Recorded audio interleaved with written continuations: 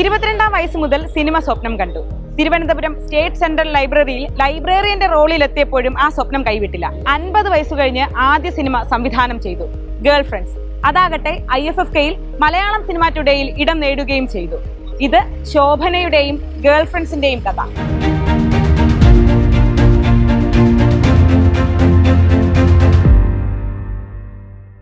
ഈ ഒരു പ്രായത്തിൽ ഞാൻ ചിന്തിക്കാത്തതാണ് സിനിമ ചെയ്യാൻ പറ്റുമെന്നുള്ള രീതിയിൽ. അപ്പോൾ ഒരു ഔദ്യോഗിക ജീവിതത്തിൻ്റെ ഇടയിൽ കൂടെ സിനിമ ഒരെണ്ണം എടുത്തു.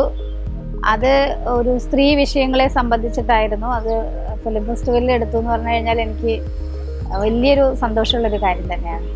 എനിക്ക് തോന്നുന്നത് മലയാളത്തിൽ ആദ്യമായിട്ടായിരിക്കും ഒരു ട്രാൻസ് വുമൺ ഒരു മെയിൻ ക്യാരക്ടറായിട്ട് വന്നിരിക്കുന്നത്. ഞാൻ ഈ സിനിമ കാണാൻ 1-2 വിദേശികളൊക്കെ ഉണ്ടായിരുന്നു. അവരെല്ലാവരും വളരെ എക്സൈറ്റഡ് ആയിട്ടും നമ്മുടെ നാട്ടിലെ ആൾക്കാരും അതെ വളരെ നന്നായിട്ടുണ്ടെന്നുള്ള രീതിയിലാണ് പറഞ്ഞത്. അതായത് ഈ ഒരു വിഷയം എന്ന് പറഞ്ഞു കഴിഞ്ഞാൽ ഇന്നത്തെ കണ്ടംപററി വിഷയമാണ്.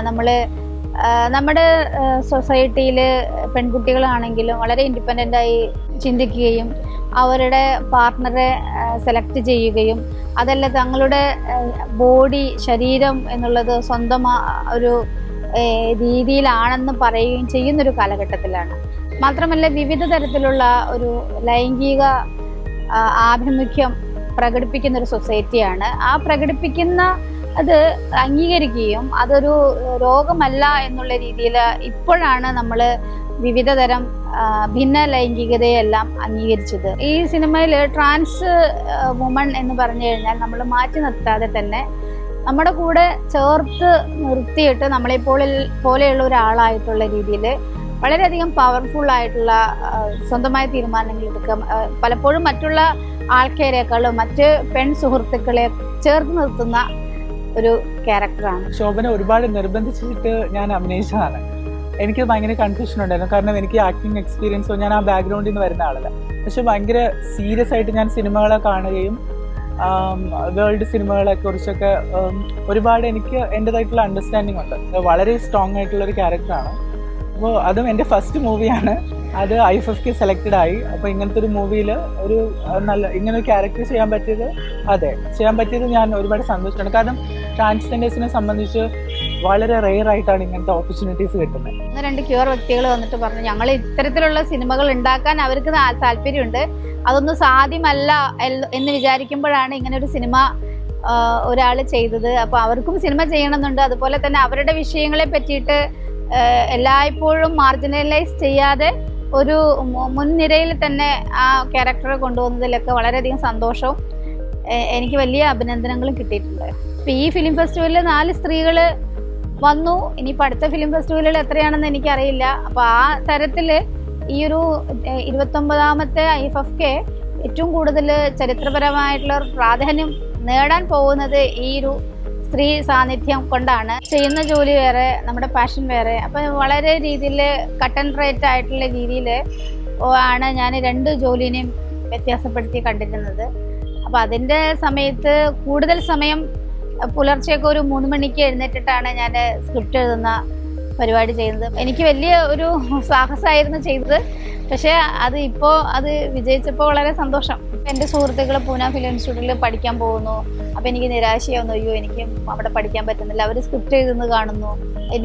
ഞാനതൊക്കെ ഇങ്ങനെ എനിക്ക് അസൂയോടുകൂടി നോക്കിയിട്ടുണ്ട്. എന്നിട്ട് ഞാൻ പലരോടും ചോദിച്ചിട്ടുണ്ട് എങ്ങനെയാണ് സ്ക്രിപ്റ്റ് എഴുതുന്നത്. എൻ്റെ പരിചയത്തിലുള്ള സിനിമാ ഫീൽഡിലുള്ള എല്ലാ ആൾക്കാരോടും ഞാൻ ചോദിച്ചിട്ടുണ്ട് എങ്ങനെ സ്ക്രിപ്റ്റ് എഴുതാം. സർവൈവലാണ് പ്രധാന കാര്യം. എനിക്ക് ജോലിയില്ലാതെ എനിക്ക് ജീവിക്കാൻ പറ്റത്തില്ല. നമ്മളെ അങ്ങനെ സപ്പോർട്ട് ചെയ്യുന്ന സാമ്പത്തിക സ്ഥിതിയില്ല. പിന്നെ സ്ക്രിപ്റ്റ് എഴുതുക എന്നുള്ളതായിരുന്നു ഒരു പ്രാക്ടീസ് എന്നുള്ള രീതിയിൽ ചെയ്യണത്.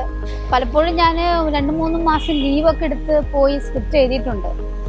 കാരണം സ്ക്രിപ്റ്റ് എഴുതാൻ തന്നെ ബ്ലോക്ക് ഒക്കെ ആണല്ലോ, നമ്മൾ പെട്ടെന്നൊന്നും ചെയ്യാൻ പറ്റുന്നുണ്ടായിരുന്നില്ല. അങ്ങനെ ഒരു പ്രാക്ടീസ് ഉണ്ടായിരുന്നു. ഈ ഒരു സിനിമയിലേക്ക് വരുന്നതിന് മുമ്പ് തന്നെ ഞാൻ വേറൊരു സിനിമ പ്ലാൻ ചെയ്തിരുന്നു. ശരിക്കും ആ സിനിമ ചെയ്യുന്നതിന് വേണ്ടിയിട്ടാണ് ഇത് ഷോർട്ട് മൂവി എടുത്തത്. അത് ചെയ്യാനായിട്ടുള്ള ഒരു പരിശീലനത്തിന് വേണ്ടിയിട്ടാണ്.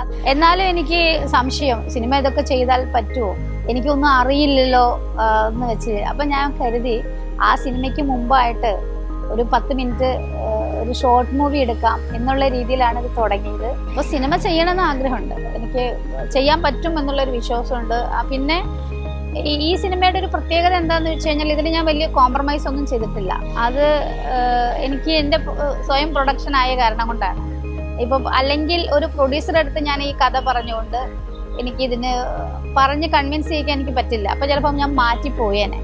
പക്ഷേ ഇത് എൻ്റെ സ്വയം പ്രൊഡക്ഷൻ ആയ കാരണം കൊണ്ട് എനിക്ക് നന്നായി ചെയ്യാൻ പറ്റി. വളരെയധികം എനിക്ക് കൺവിൻസ്ഡ് ആയിട്ടുള്ള രീതിയിലുള്ള സിനിമകൾ മാത്രമേ ഞാൻ ചെയ്യുന്നുള്ളൂ. അല്ലാതെ ഇനിയും കോംപ്രമൈസിൻ്റെ ആവശ്യമില്ല. കാരണം അങ്ങനത്തെ രീതിയിൽ ഇനി കുറേ സിനിമ ചെയ്യണം എന്നുള്ളതല്ല, ചെയ്യുന്നുണ്ടെങ്കിൽ ഇതേ രീതിയിൽ തന്നെ ഞാൻ പറയുന്ന വിശ്വസിക്കുന്ന ആശയങ്ങളോ കഥകളോ ആക്കിയിട്ടുള്ള രീതിയിലുള്ള പ്രൊഡ്യൂസർമാരൊക്കെ ഉണ്ടെങ്കിൽ കഥ ചെയ്യും. അല്ലാതെ അങ്ങനെ നോക്കും, ഈ കഥ എന്നുള്ള രീതിയിൽ നോക്കി അങ്ങനെ പ്രൊഡ്യൂസർ ഉണ്ടെങ്കിൽ സിനിമ ചെയ്യണമെന്ന് എനിക്ക് ആഗ്രഹമുണ്ട്. അല്ലാതെ നമ്മൾ ആ കഥ അങ്ങനെ ചെയ്യാൻ ഏതെങ്കിലും ഒരു പ്രൊഡ്യൂസറെ പിടിച്ച് സിനിമ ചെയ്യാൻ അങ്ങനത്തെ ഒരു ഇതില്ല എനിക്ക്.